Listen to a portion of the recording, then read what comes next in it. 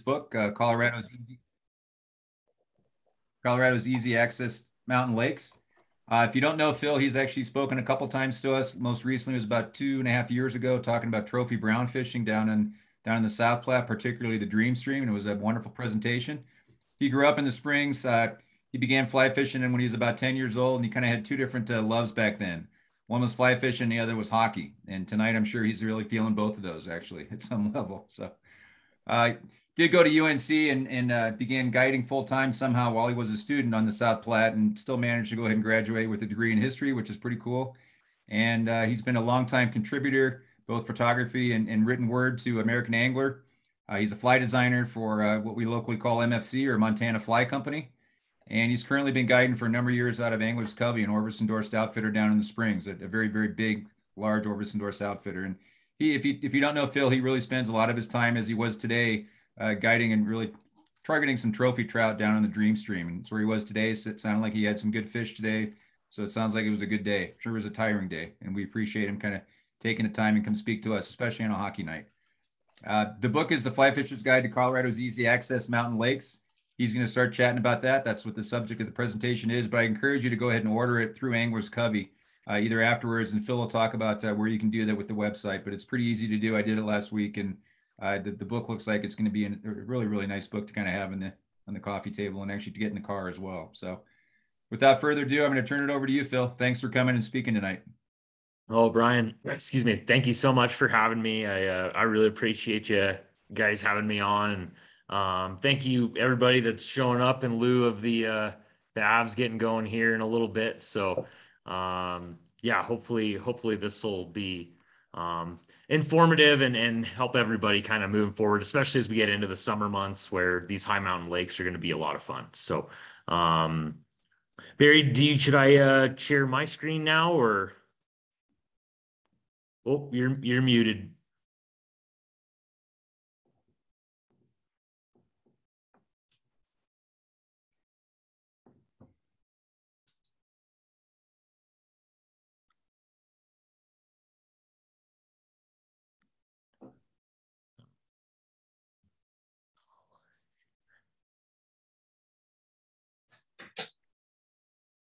And there it is. That looks good.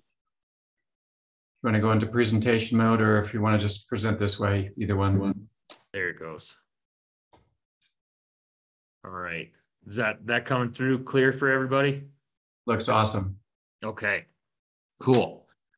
So yeah, so this presentation is going to be about fly fishing Colorado's high mountain lakes. And while my book covers close to 70 different lakes in Colorado here, these tactics and techniques that I'm going to go over, you can really fish these or use these techniques in pretty much any lake, whether it be Utah or Montana, California, wherever your travels may end up taking you. But rather than kind of run through, all 68 or 70 of the lakes in the book, I figured it'd be a little bit better to go through the tactics that are successful. Certainly at the end of the presentation, I'll share, 5 of my favorite fisheries from the book. And we can kind of go from there too. So, yeah, so we can just go ahead and dive right on in. This is the cover of my book, The Fly Fisher's Guide to Colorado's Easy Access Mountain Lakes. The parameters for this book, and this was kind of important to me when I was discussing it with the publisher, these are lakes that it's a max of roughly 6 miles round trip hike. So about 3 in, about 3 out as far as a hike, all the way down to lakes that you can drive right on up to. So you have lakes in there that, maybe if you want to cast an elk ear caddis or an Amy's ant, something like that with a fly rod. Maybe you have little children or whatever that want to throw their Snoopy rod out there as well.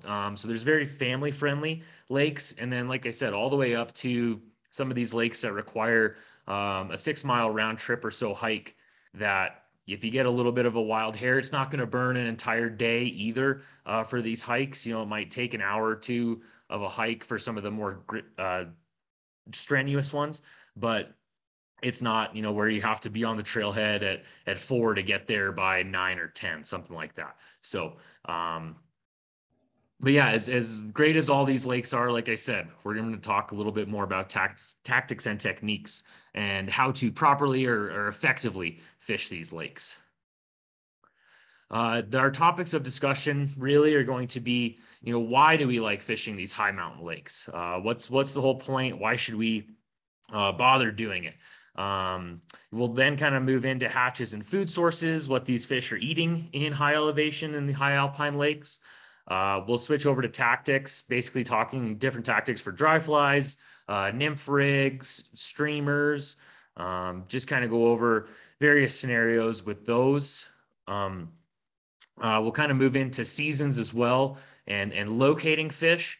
It's hard for a fish to eat your fly if you're not putting it near or where they're hanging out. So we'll kind of go over where they move season by season. And when I talk about seasons as well, it's going to be more catered anyways to our seasons on a high alpine lake.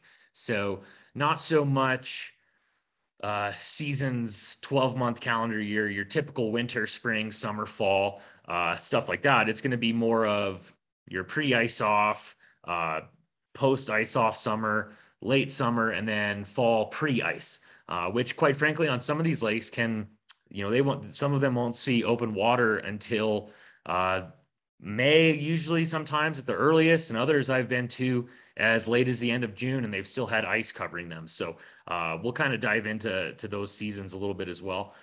Special situations, more than anything, talk about wind versus non-wind days and how we can still have success in either of those situations. And then finally, like I mentioned, we'll go over some of my favorite lakes from the book that I believe a couple of them you can walk right up to and then, or drive right up to, and then a couple of them you do have to hike a little bit. So I'm going to kind of talk over this video a little bit, but you guys can go ahead and continue to watch.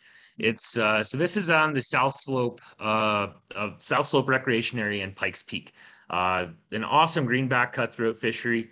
One of my favorite places because it's so close to home on the backside of Pikes Peak there. But why fish high alpine lakes? This was awesome. My buddy and I, we were walking along the shoreline, saw a handful of fish cruising, laid a hopper out, that kind of just look up super happy. And, it's so cool to be able to see these fish cruising the edges, put a big food source in front of them, and then watch them come up and eat it. So just being kind of out in the wilderness, you can see the setting as well, just beautiful scenery, eager fish. So that's one of the big reasons why we like to fish high alpine lakes. Another big reason too that I like to fish these high alpine or high elevation lakes is lighter crowds. If you've been to the South Platte on Deckers or the Dream or really anywhere close to the Front Range these days, you're going to see a number of other people. The picture in that, or the photograph on the slide there, is Lost Man Lake, kind of over on Independence Pass. And it's on a very trafficked or highly trafficked trailhead. When my friend and I went to the trailhead and started walking up with our fly rods, there were hikers coming up, going down, going past us, both directions. And no one else was fishing though. So, while it was a heavily trafficked hiking trail, we didn't see another angler and got to fish 3 different lakes without seeing another person.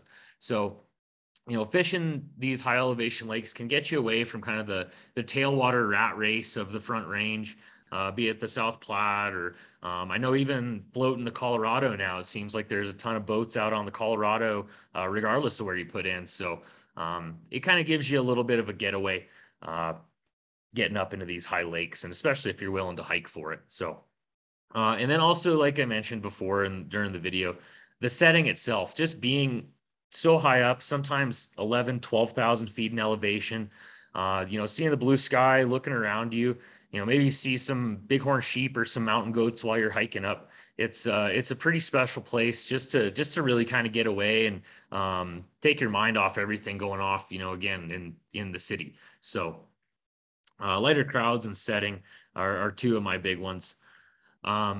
Aggressive fish as well. These fish, and a lot of what we're going to talk about this evening has to do with their food sources. And, you're going to always have a better chance of getting into fish if you're feeding them what they want. But with high alpine lakes, these fish, because they have such a limited window on which to feed, as I mentioned, some of these lakes don't ice off until late June and even early July, and then they'll be covered in ice again by the end of November sometimes. So that's a short window for those fish to really feed heavily, which makes them that much more aggressive. Having these fish come up and eat a dry fly or chase down a little leech being stripped along the bottom is really cool.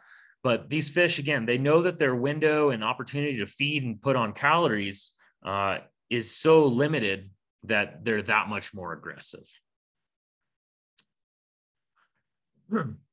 Another big reason that I thoroughly enjoy fishing these high elevation and high alpine lakes is just the variety of species. Here in Colorado, we have so many opportunities. Some of these lakes will have 5, 6 species in them, be it grayling or the subspecies of cutthroat in their native region. In the Front Range here, greenbacks; in the Southwest, the Rio Grande, the Colorado River or West Slope cutthroat on the Western Slope. I think I mentioned grayling. There's splake in some of these lakes, Mackinac and brook trout hybrid. You have rainbows, browns, brook trout. So there's a ton of just options and variety. So sometimes you'll be on a lake and, whether you're fishing dries or nymphs under an indicator, you'll set the hook, something comes up and eats your dry. You don't know what it is. And having that kind of unknown is really cool. And just, it kind of keeps drawing me back to the high elevation. So, high mountain lake food sources. So this list here is kind of a big one size fits all for most lakes, really. I'm going to kind of focus a little bit on leeches, aquatic worms, and scuds. You can see a big leech there spread out, and then a couple smaller ones through there as well.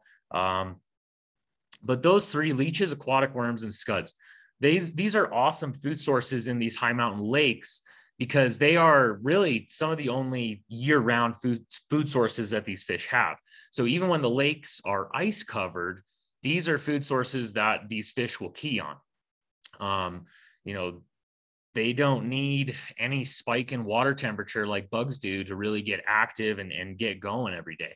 So these, focusing on those 3 especially, are a great way to fool these fish in these high mountain lakes. The other point about those 3 is they're bigger food sources, right? So you've got, that leech, I think, ended up being, once it finally stretched all the way out, that's a 3 to 4 inch leech. Scuds are really rich in protein, just little freshwater shrimp. Same with aquatic worms. They're big food sources. And again, it comes back to these fish have such a limited window on how they can feed heavily that they're going to take advantage of any food source that can give them a lot of nutritional value. So focusing on those 3 when you're on these high mountain lakes can really give you a lot of success. Kind of after ice off, the first hatch that you're going to see and the hatch that you would see on these lakes, really the entirety of their open water season, are going to be chironomids or big midges. These bugs will hatch, like I said, the entirety of the time that these lakes don't have any ice. So these fish recognize that and know that they are a very viable and kind of regular food source. Calabatus, whether you're on Spinney or Antero or the Delaney Buttes lakes or really any lake, and you see these big old mayflies start doing their dance, it's a ton of fun. Those fish will absolutely key in on those. Again, they're a little bit of a bigger food source. Sometimes they're a little bigger than the chironomids in your size 12 to maybe 16, whereas the chironomids a lot of times will be size 14 to, I've seen them up, size 36, just little micro guys.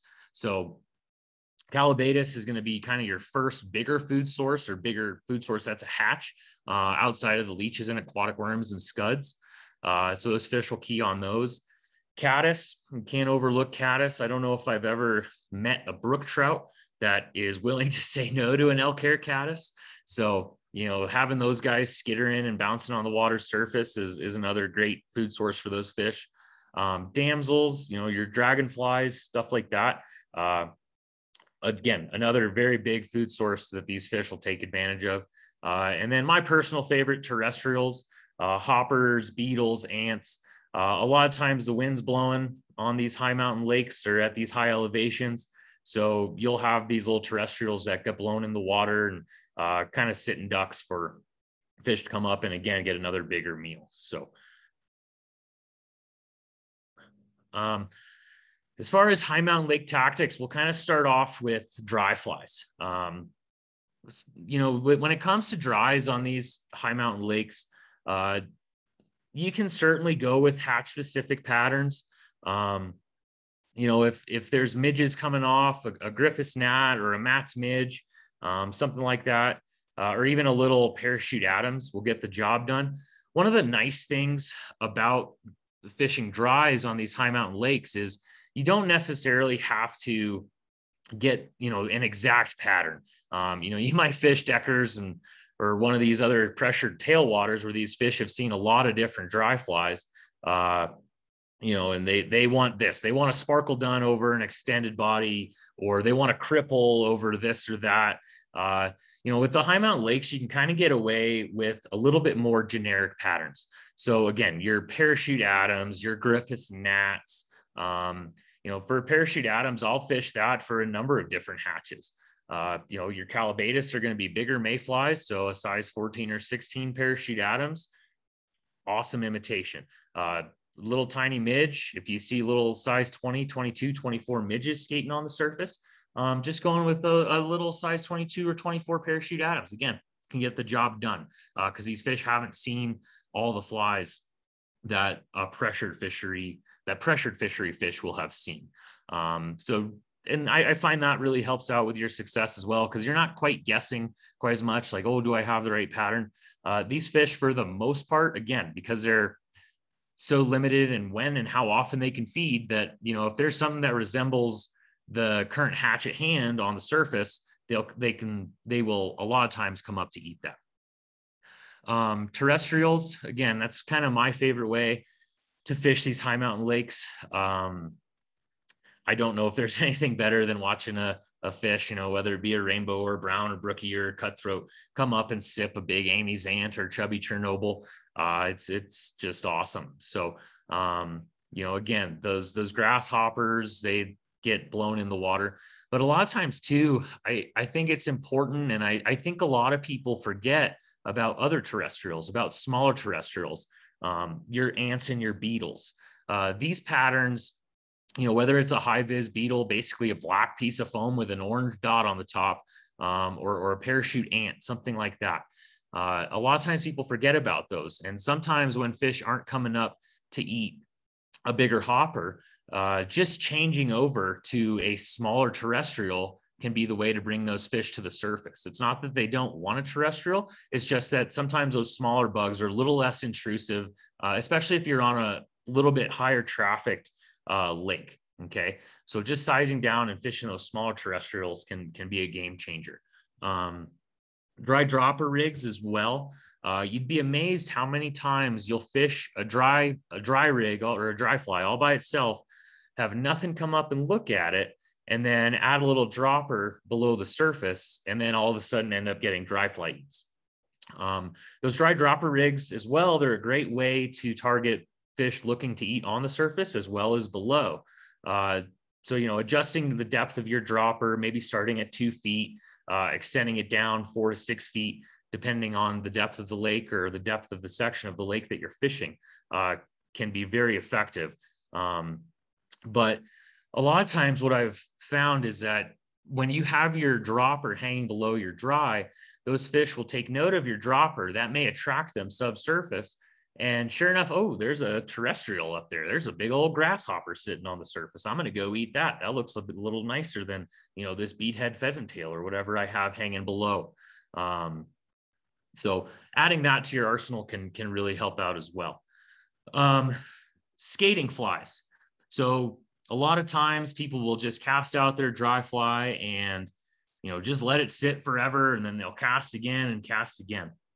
You know, bugs like caddis or damsels, you know, any terrestrial that falls in the water, very rarely is it just stationary when it sits there. You think if you were to throw, or you see a grasshopper get knocked into the water, you see an ant get knocked into the water in a lake, their first instinct is to swim back to shore. So they're not just sitting there. This isn't quite like a dead drift on a pressured tailwater where everything has to be exactly the same speed as the current, and things like that. These fish absolutely will react to a little bit of motion. Caddis, when they're on the water, they're either bouncing up as they lay their eggs, or they're kind of skating back and forth, moving around, creating that little V as they kind of fly around on the water surface. So, casting that fly out, if you see a fish, giving small but deliberate strips just to give that fly a bit of motion can trigger those fish into eating. A lot of times, if I see a fish cruising under just my single dry fly, and it seems like it's not taking any note of it whatsoever, it's just going to swim right on by, I will just give that fly a little bit of a twitch, give it a little action. And a lot of times that fish is going to come right on up and eat it. So a big thing with that too, any grasshopper or ant or beetle or caddis that gets off the water is a missed opportunity for calories for those fish, right? So giving those fish that little bit of motion and kind of triggering their feeding instinct is a great way to get those fish to eat by skating flies.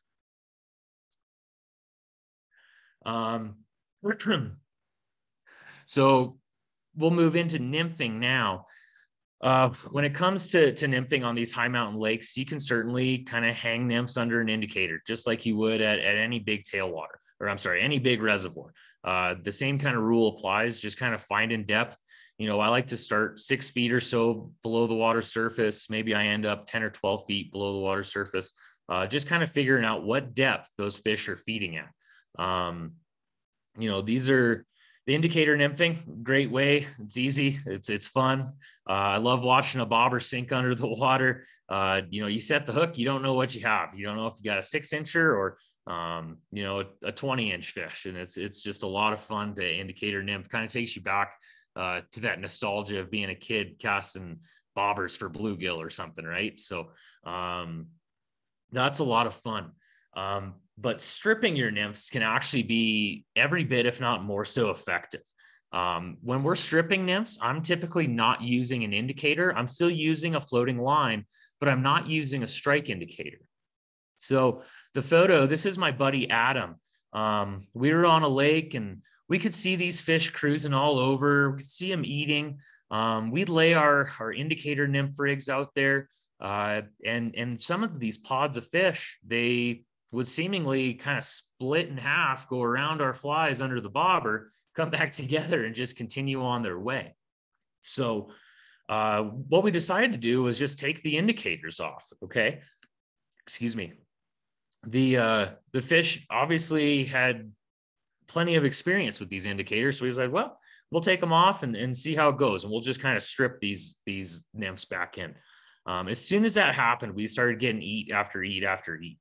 And when we strip nymphs, it's really important to realize that we're not stripping a streamer.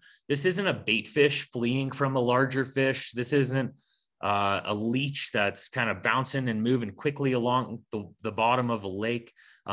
These bugs, as they swim, while they're swimming fast, they're really not making that much movement in the water. They're not moving really fast.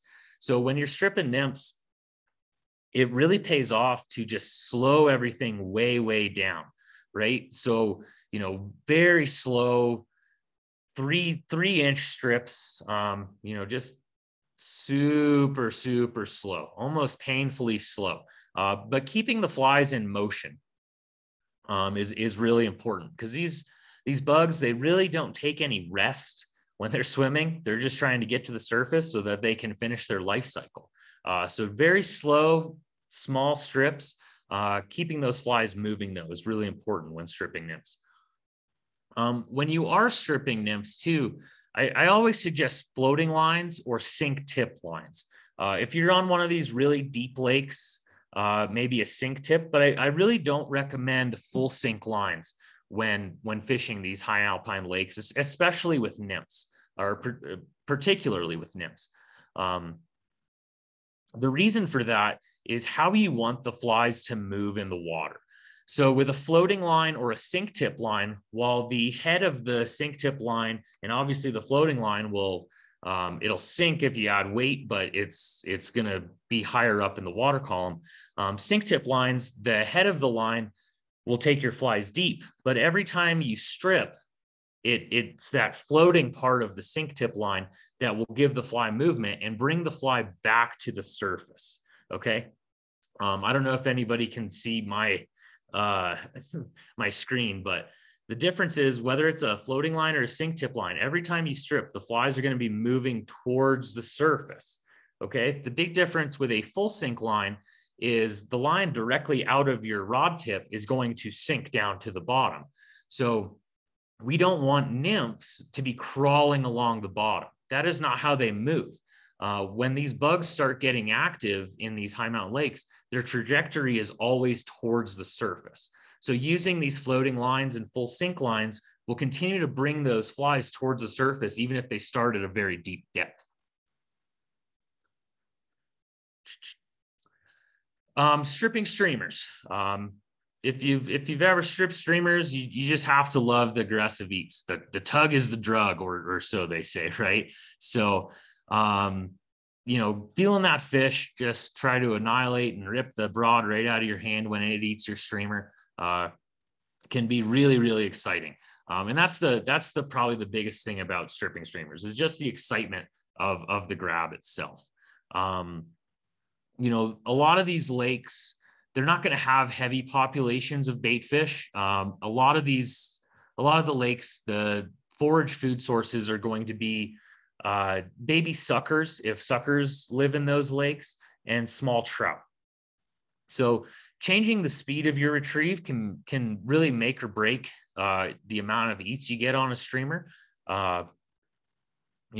Sometimes a faster retrieve, especially during the spawning months, when fish are either pre-spawn or post-spawn and they're looking to pack on additional calories just so that they can get through or to kind of re-up their caloric loss during the spawning season, is a great time to strip streamers and can be very effective with a fast retrieve. Other times, when the water is maybe really, really cold right after ice off, it might be a slower retrieve. So these fish don't have to expend a lot of energy to chase anything. But as with anything as well, varying your depth is very important in finding where those aggressive fish are going to be at most.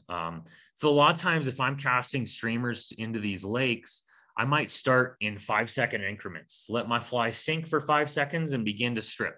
Do that for 10 casts or so. Then I'll let it sink 10 seconds. Same thing, 10 casts or 10 retrieves, do it again. And that can kind of make sure that you vary the depth and you find where those fish are most likely to be sitting. And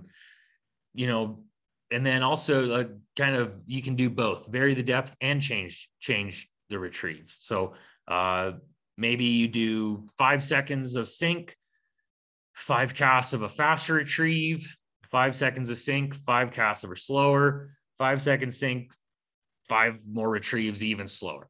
Just kind of varying. Again, you can kind of do both within 15 casts just to see if you can figure out the puzzle for that day. Okay, so locating fish by season. So as I mentioned, it's not your 12-month winter, spring, summer, fall like we see on the calendar year. It's going to be much more of your just your time where the water is open. This varies lake to lake and region to region. A lot of times the lakes in the Southwest are going to be open earlier versus maybe some that are a little bit more northern or you're even at higher elevations. But ice off is a big month. That's kind of when your fish are going to be most aggressive.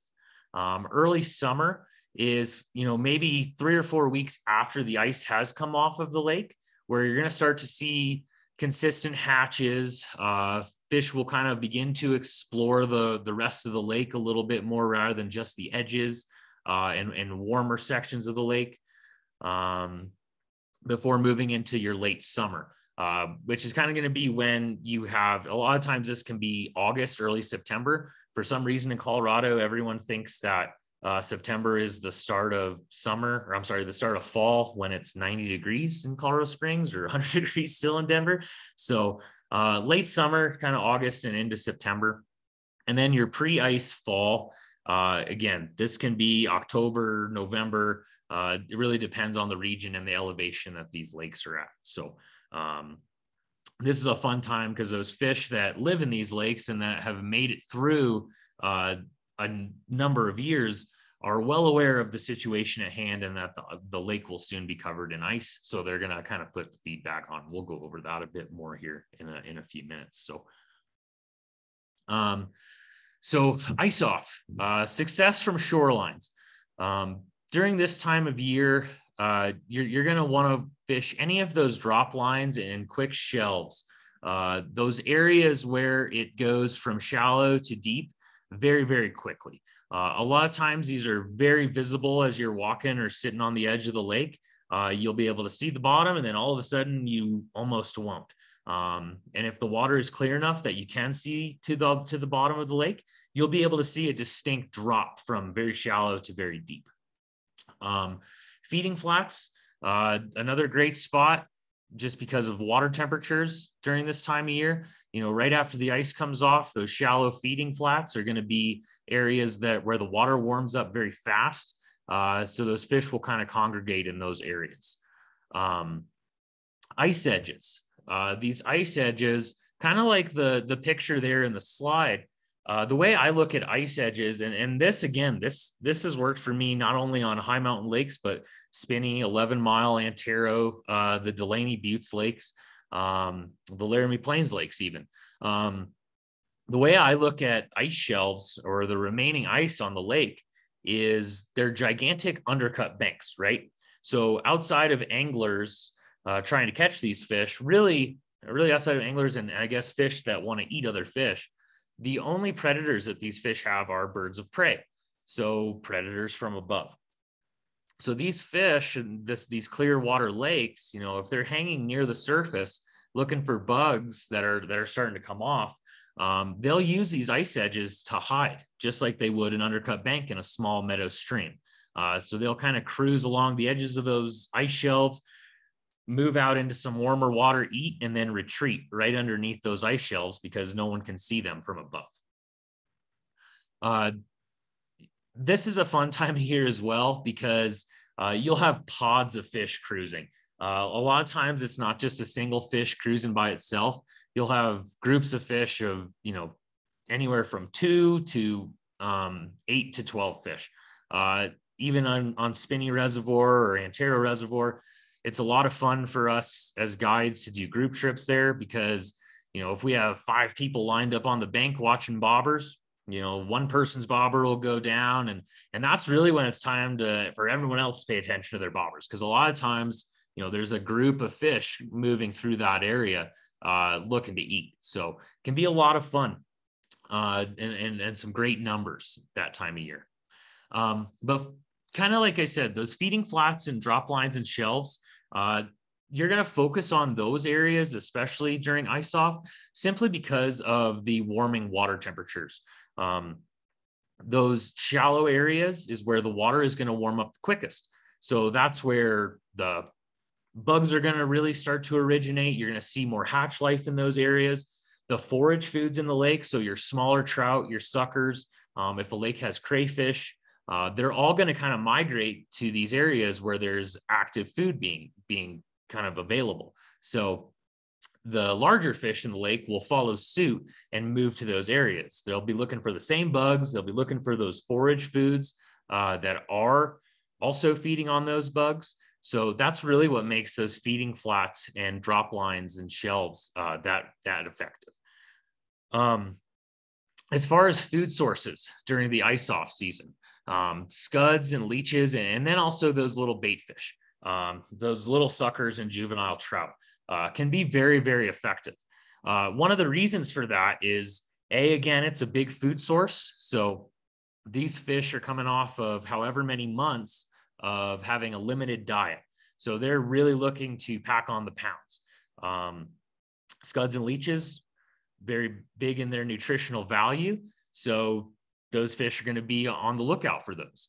Also, it's kind of like matching the hatch of the ice covered season, right? Where these fish, for however long the ice was on the lake, were focused on those scuds and leeches, those bigger food sources that don't require an increase in water temperature. So if that's what they were eating all winter, they're probably going to continue to want to eat those even as the ice is off the lake. Moving into early summer. This can again be June, early July, depending on where you're at. But rainbow and cutthroat trout will begin to search for their spawning areas. So any type of gravel or cobblestone that may be available to those fish in the lake, look out for these spawning fish. They're pretty easy to recognize. There'll usually be a group of them kind of swimming in circles. They might chase each other. You might see a really big, especially these cutthroats, you'll see the big, bright fire truck red male cutthroat chasing off other smaller cutthroat.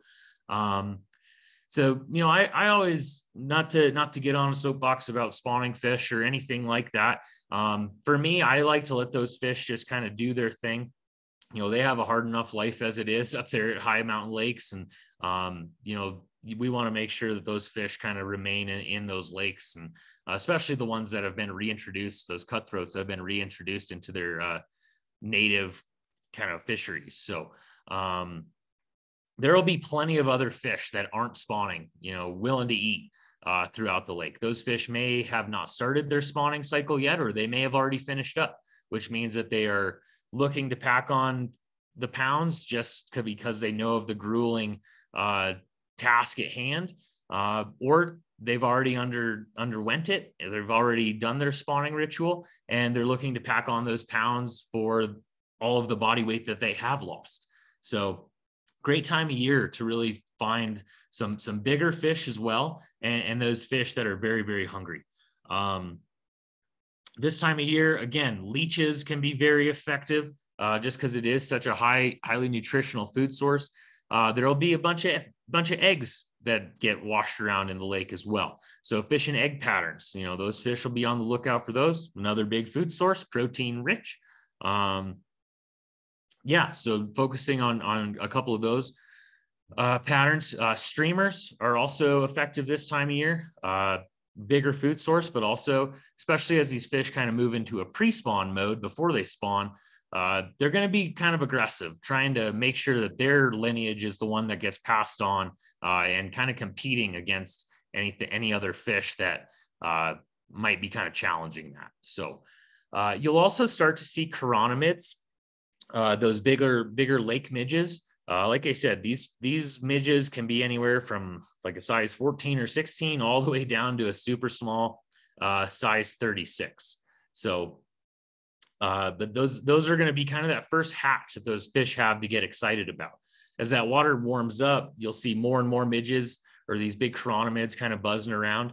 And when all that food is moving around, that gets those fish fired up. They're just so food driven that focusing on those chironomids are going to be a great way to fool fish. This time of year, a lot of times I'll fish a double nymph rig, or there's fish rising, like I said earlier, that Griffith's gnat or Matt's midge, something like that. But if I'm nymphing, a lot of times I'm going to have just your basic chironomid pattern, whether it be, Chan's ice cream cone or something like that as my first fly, and then have maybe a Mare's mini leech jig below that. Kind of covering two different food sources, but the two food sources that those fish are kind of most used to seeing that time of year. As the water kind of continues to warm up, though, those fish will finish their spawn. They'll begin to spread around the lake as the rest of the water in the lake continues to warm. So still focusing on, those deeper shelves and kind of feeding flats is a great way to kind of target those really actively feeding fish. Late summer. So during the late summer, the fish are going to kind of spread out away from the edges, especially during the middle of the day. Now there's certainly those days, and there's plenty of times when you can walk up to one of these lakes in the middle of the day and see these fish cruising the edges in August and early September. However, there's a lot of times too just because that tends to be our warmest months of the year here in Colorado, that really high sun and that extended kind of daytime hours where those fish, that the top of the water is going to be what warms up the fastest. So it almost turns sometimes into bath water just from baking in the sun all day. So some of those fish, while they might cruise the edges during the early morning and evening hours, during the middle of the day, they'll move to deeper water. There's been lakes where I've walked up to in the morning, seen fish cruising the edges, had a great time, leave, come back, a couple weeks later, this lake that I have done awesome in and I know has a bunch of cutthroats in it. Get there, around noon, and you would have thought the lake didn't have any life in it at all. No signs of fish, nothing going on to give you any clue that those fish were even there. And that's simply because that water at the top of the lake was so warm that those fish had retreated down to the cold depths.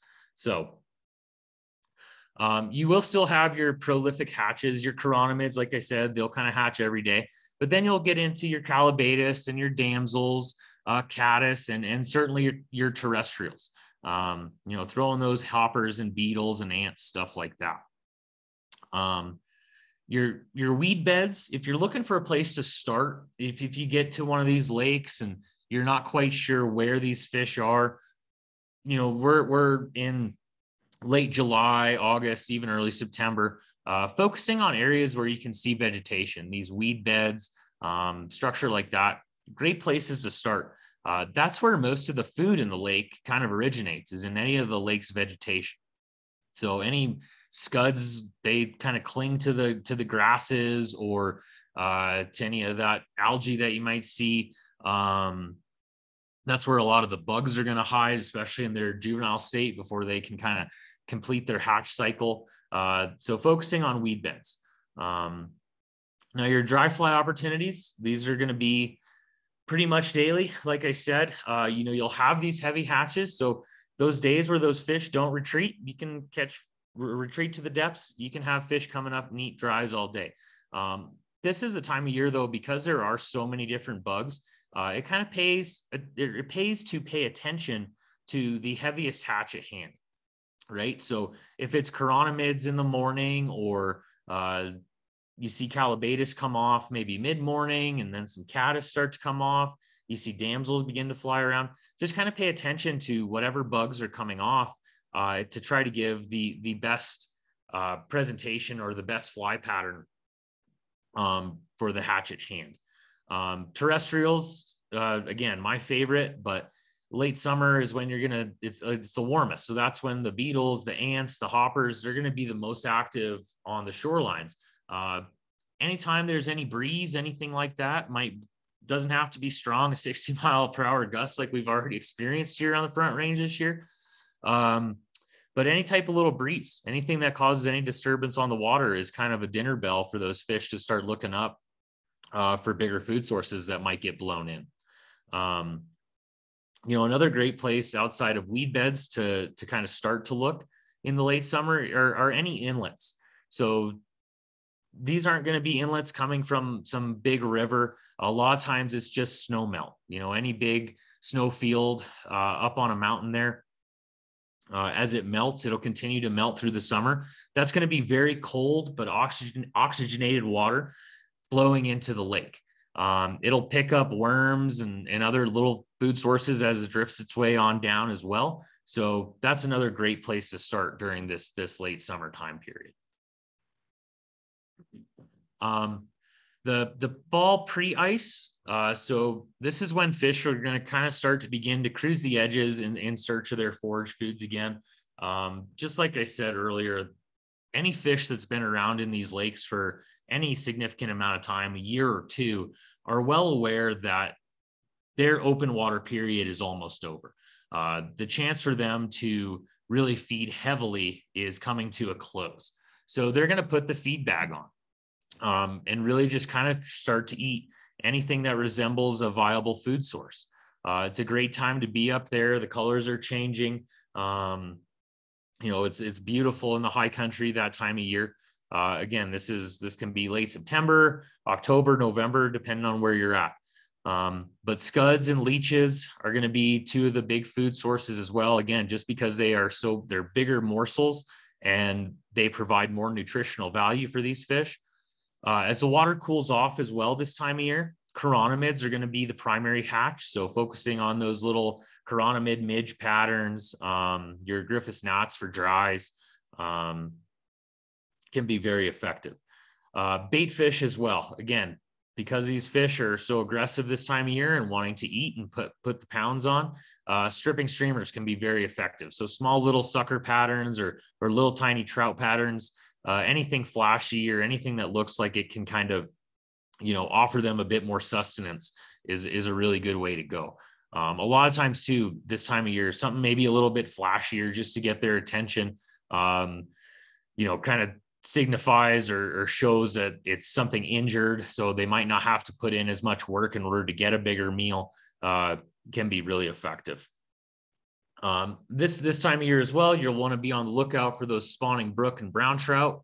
Again, I like to leave those spawning fish alone, but those others that have yet to start their spawning ritual or have already undergone it, it's kind of a twofold attack for them, to where, they're looking to put food on or put pounds on and gain nutrition before the ice shows up. But also those two species of trout are typically more aggressive than other species. So they're going to be even more aggressive because they're getting ready or just finished up their spawning season.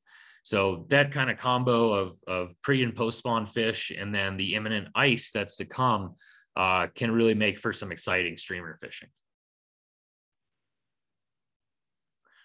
So this graphic here, locating trout by season.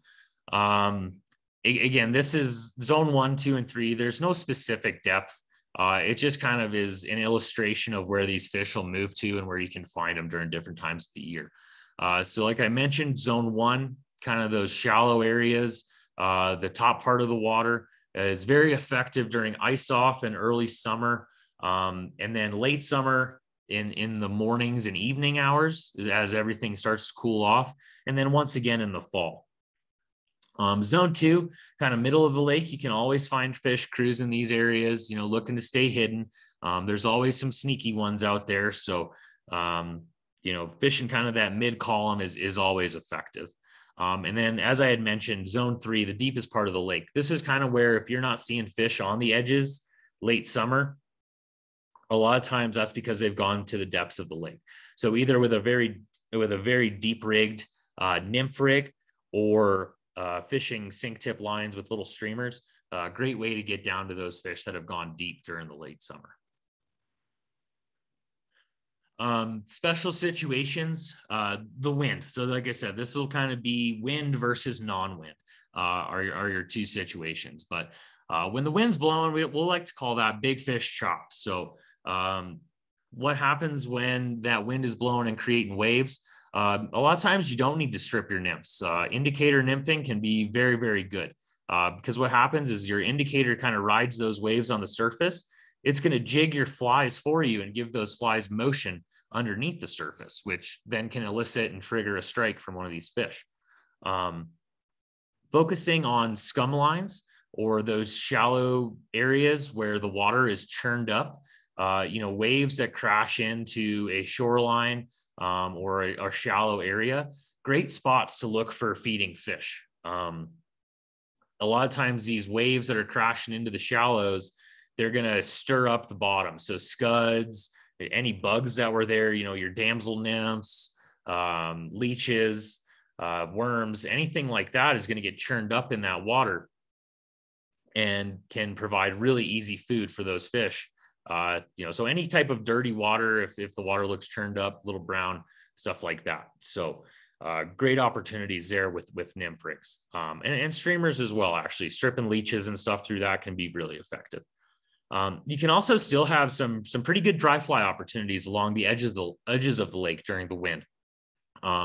If anything, it actually can assist in helping a picky trout come to the surface. So if you're on one of these lakes that is a little bit more pressured, and these fish have seen a few more anglers, having a little bit of chop and a little bit of disturbance on the water surface can actually help your dry fly game. just having that little bit of disturbance on the water, that fish isn't going to get as good a look at it. It might see the legs of a hopper kind of moving around a little bit because of the wind as well. And it'll leave its inhibitions behind and come up and grab that dry. So still dry fly opportunities available even on those windy days. So focusing on downwind bays, it helps with your cast, but it also creates a break and an eddy in a wind-blown current. So I'm going to continue to talk about that, but I wanted to shoot to this slide here. So as you look at this graphic here, the wind and the current are moving from the top of that little lake down to the bottom of the lake. And whether that's a point shooting out to the middle of the lake, or, maybe where the little swirl is there is just kind of the downstream or downwind part of a bay. Maybe the bank of the lake kind of shoots back a little bit. But what happens is it almost creates a little eddy line as waves and current kind of moves down or south past that point. The downwind side of that point is going to be a little bit calmer, which is going to create almost like an eddy situation in a river. So that line from the point or that kind of the tip of the bay is kind of where that'll start. Anything on that little eddy line is going to get sucked into that slower water inside the downwind side of that point and end up kind of getting sucked into that churned up water. Fish know that, and they'll kind of flock to that little area. So, and then like I said as well, if you're kind of casting into that downwind section of the point or a bay, it'll also really help your cast. You can roll cast for miles. Flat water. So those days where you get up to the lake and there's just no chop whatsoever, no wind, nothing. It's just flat. Sometimes these days the fish can be a little bit more picky, more than anything, just because they're a little bit on the nervous side because there's nothing to really shield them from predators from above. In these situations, I'll size down my flies a little bit, size down my terminal tackle, my tippets and leaders. Most of the times when I'm fishing these lakes, I'm using 3 or 4X. If I find that in these flat water scenarios, these fish are being a little picky or a little skittish, I might size down to 5X and then, size down my flies again as well. Maybe sizing down to an 18 or a 20 if I was fishing a 14 or a 16. Just something to be a little bit less intrusive. Twitching and skating your dries in this flat water can also be very effective. Like I mentioned, giving those flies a little bit of motion, allowing those fish to kind of notice that motion, come up and see it before those food sources can leave the lake and miss the opportunity for those fish to eat it. And then also, like I mentioned earlier, slow stripping nymphs. Nothing to give those nymphs any motion in flat water. So just kind of very slowly stripping those nymphs, making those nymphs appear like they're swimming towards the water surface, can make all the difference between success or a really fun day. They're all fun days, but 20 fish in the net versus 10 on some of these lakes. So, and then also deep water streamers. So focusing on deeper water when the lake is very calm like that. The bigger fish in the lake, they don't really want to be anywhere near the water surface during this time. They're kind of easy pickings and easy to be seen by birds of prey. So they might head for deeper water. So searching those deeper water areas with streamers is a great way to kind of target those bigger fish. So moving on to some of my favorite fisheries. My first one is probably the Grand Mesa area out there on the western slope. More than anything, there's just so much water out there. You can drive through the Grand Mesa National Forest and it seems like you pass a lake every 5 minutes, if not less. But also just the variety of species out there. You've got tigers, Colorado River cutthroats, grayling, splake, brown trout, brook trout. You name it, they've got it out there. So it's a lot of fun, to hit these different lakes. And, if you're on a lake and it seems a little busy, you can certainly, drive 5-10 minutes and find another one where you're the only person fishing. So definitely one of my favorite fisheries is that Grand Mesa Lakes area. Independence Pass. So at the trailhead there, just on the west side of Independence Pass, right after you start coming down the summit, there's a big trailhead on the north side of the road. There's 3 lakes that kind of come off of that trailhead: Lincoln's, Independence, and Lost Man Lake. Independence and Lost Man are on their own trail, and then Lincoln's is kind of branches off a little bit. Lincoln's is actually the shortest of the 3. As I said, Independence and Lost Man are on the same trail. I believe Independence is like 2.1 miles and Lost Man is maybe 3.1 or 3.2 miles from the trailhead. Lincoln's is only 0.6 miles from the trailhead, but it is a very steep, and these 3 are probably 3 of the more strenuous hikes in the book.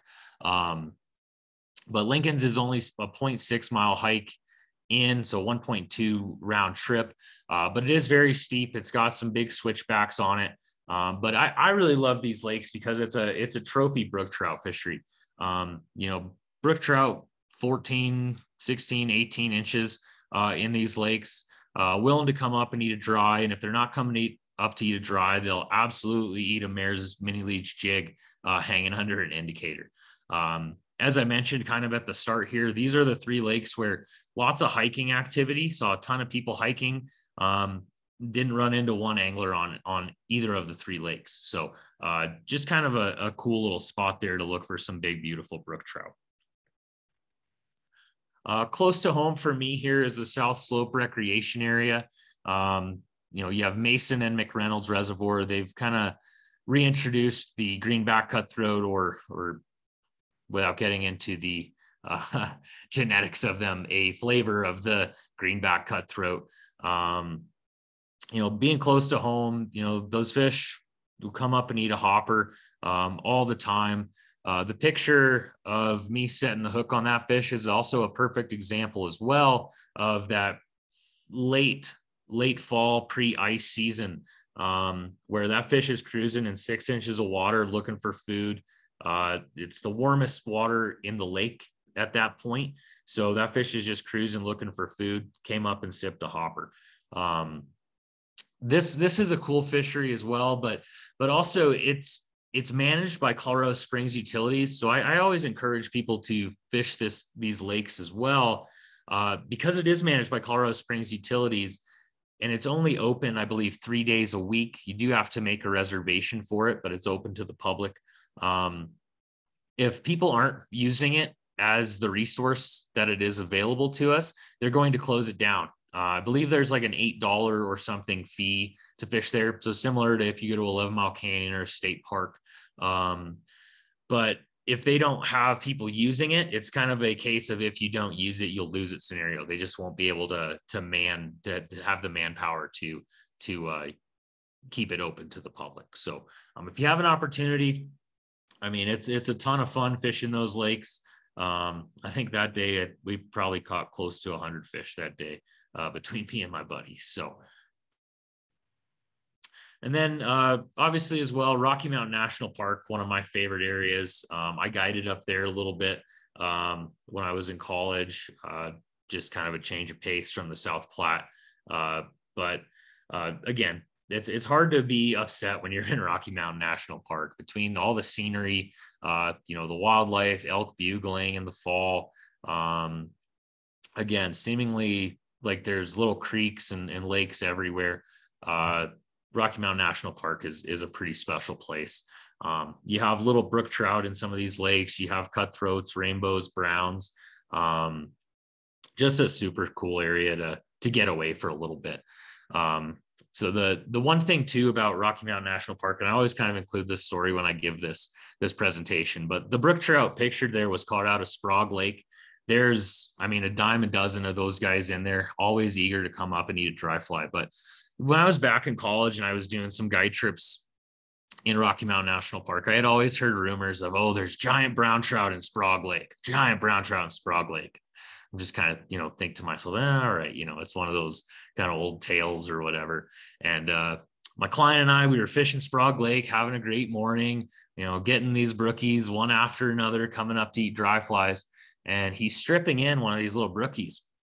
And sure enough, there comes this big shadow chasing this brook trout in. Swam all the way up right to our feet. It was, you know, a 25, 26-inch brown trout. Like, oh my gosh, they do exist. It was pretty awesome to see it. We stripped some streamers for a little bit, see if we couldn't get them to come back. Unfortunately, we couldn't, but it was just cool to see a fish of that caliber in a high mountain lake, and know that, you know, that fish is passing on genetics to hopefully another giant. So you never know what you're going to find in these lakes. And then finally, as far as favorite fisheries go, the Flat Tops Wilderness. You have in the book anyways, you have Trappers Lake up there, lots of brook trout, some very good sized cutthroat up there as well. Because it's kind of northwest Colorado, it doesn't see a ton of traffic, or the traffic that maybe you would see in Summit County or something like that. And then there's also a couple of hike-in lakes, as well as some smaller lakes in the area as well. But the two hike-in lakes, Skinny Fish Lake and McGinnis Lake, are another couple of trophy brook trout lakes, where you have more brook trout really over 12 or 14 inches than you have under. So a super, super cool fishery. You know, whether it's dries, nymphs, streamers, getting either some cutthroat out of trappers, or, you know, some big brookies up there in Skinny Fish and McGinnis is a lot of fun. And then there's some small creeks up there as well. So just a super cool spot to get away from some of the crowds and have a great time. And finally here, kind of my last slide is talking about, especially going to the high country. I'd kind of be remiss if I didn't discuss safety, at least briefly. You know, I always recommend that you tell someone your plans, let them know where you're going, especially if you're going to be hiking. You know, sometimes it's not one of those, I don't remember what the movie or the story was, or that gentleman that, you know, fell in a ditch and had to, you know, saw his leg off or whatever. This is not, you know, it doesn't always have to be as serious as that. It can very simply be a very badly rolled ankle or sprained ankle on one of these, you know, trails where, you know, you might not be back, or you might not make it out before dark. So tell someone your plans, tell someone where you're going, when you're expected to be back. You know, say, hey, I'm expecting, if you don't hear from me by this time or this time, you know, maybe start to worry a little bit. I also always suggest getting an early start, especially on these hike-in lakes. You know, here in Colorado, those afternoon thunderstorms can pop up out of nowhere, and you know, up at 10, 11, 12,000 feet, they happen really, really fast. So getting an early start, paying attention to the weather, you know, obviously if there's no clouds building or anything like that, and it's a beautiful blue sky day, no reason to head down the hill, but getting an early start, and that way you get your quality fishing time in before the clouds start build, so that you're not in the thunderstorm when the lightning starts to crack. Proper layering, I always recommend people bring more layers than they think they might need. It's better to have it than want it and not have it. You know, you can always take layers off, but if you don't have them to put on, then you're in trouble. Also, at these high elevations, the mountains have their own little microclimate up there. So if it's 90 degrees in Colorado Springs, you know, up at the top of Pikes Peak, it could be snowing. So, you know, I always recommend having a couple extra layers at the very least, just to make sure that you're covered for everything. And finally, staying hydrated. Altitude sickness is no joke. You know, I've pretty much grown up in Colorado. I'm not the pinnacle of physical fitness, but I like to think that I'm fairly fit. And, you know, making sure you're staying hydrated is really important. I just say that because one of the lakes in the book, I was kind of in a rush, and I had the fish pictures I wanted from the lake, but I didn't have the scenic photos I wanted from the lake. So, I went out to these lakes just to get some cool scenic photos. The skies were what I wanted, and wanted to hike up there. So it was just a little over a 2-mile hike to the lake, but it's a pretty steep elevation climb. I get to the lake, get my photos, you know, hurry back down. Didn't even take my rod, just took my pictures and started heading back down. Well, on the way back down, you know, I really started to feel very lightheaded, started to feel nauseous. I hadn't brought any water with me, and I had far too much coffee that morning as well. So I was very dehydrated and was experiencing altitude sickness. And really the only way to cure altitude sickness is to get back to a lower elevation where you can get that oxygen back in your blood. So making sure that you are staying hydrated, take your time if you are going to hike. You're not racing anybody. The lake and the fish are still going to be there. So just making sure that you're, like I said, staying hydrated and taking your time getting where you're going. So, so I think that's about it there, guys. I'd be happy to answer any questions that anybody had as well. And I hope this certainly helps you, moving forward here into summer as we start to see some of these lakes begin to open up at high elevations. So thank you so much. Phil, where can they get the book? Yeah, so you can get the book. You can get it on Angler's Cubby website. I have a link to it on my website at philterellaflyfishing.com. You can go there, philterellaflyfishing.com.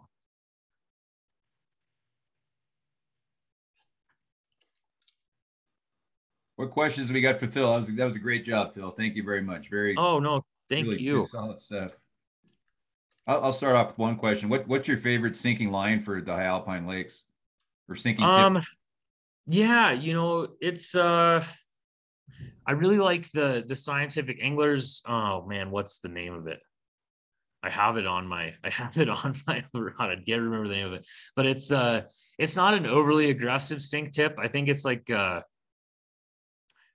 3-inch per second. So nothing super crazy. Doesn't need to be super heavy. A lot of these lakes, they're not, it's not Pyramid Lake where you're dragging flies at 60, 70 feet. A lot of times, if you're getting down 10, 15, 20 feet in some of these lakes, that's about as far as you need to go. So. I have a question for Phil. Yes, sir. Regarding safety, do you take along bear spray, or do you do any precautions for the larger mammals around? I really don't, and especially like on the lakes in the book, I don't really, because so many of them are highly trafficked by hikers themselves. If that's something that makes you feel comfortable, then I absolutely recommend it. For me doing these hikes, for me, the biggest thing that I'd be most afraid of, at least here in Colorado, would be the moose. Seeing a moose or something like that. Unless I walk up on a black bear with some cubs, if it's a mama bear with some cubs, I might be a little bit sketched out. And then mountain lions, I mean, they're going to get you if they're going to get you. So, I mean, like I said, that's kind of personal preference. If that's something that makes you feel comfortable, absolutely. There's absolutely nothing wrong with having a can of bear spray on you, just for safety purposes, for sure. All right, thanks. Phil, I've got something coming in from the chat, and the question is, what elevation lakes are starting to open up by the end of May or early June? So about now. Yeah. So a lot of the ones in southwestern Colorado usually open up end of May, early June. So like a couple in my book, Rock Lake, Big Lake down there in the Conejos Valley. I think maybe Silverjack might be open this time of year. It'd be kind of a tough say on that one. But I'd kind of stick to that southwestern Colorado region. That'd probably be where you'd find most of them. I know the Grand Mesa lakes, it really kind of depends on weather, but I've fished there early June on the Grand Mesa. But keep in mind, like the Grand Mesa is 10,000 feet up there. So if it's chilly, it's still chilly, but a lot of times you can certainly find some open water over there too.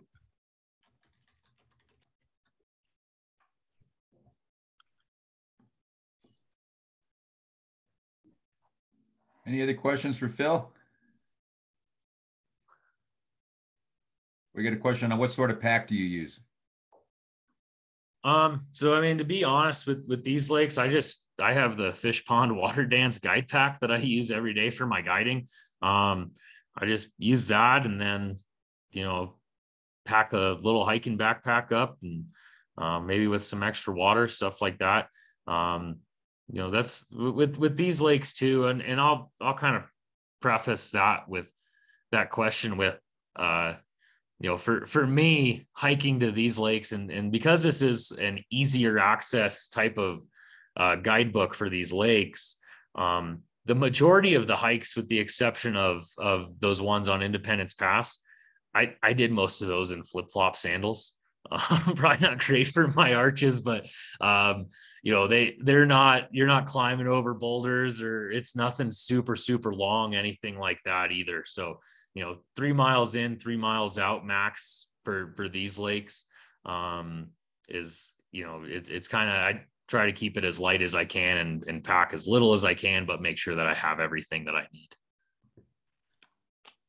When my son was in Boy Scouts, I think flip-flops were not standard footwear.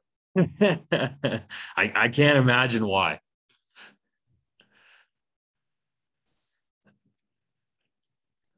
It might be my plantar fasciitis is as bad as it is now. So who knows? It's all adding up, all coming together. Any other questions for Phil?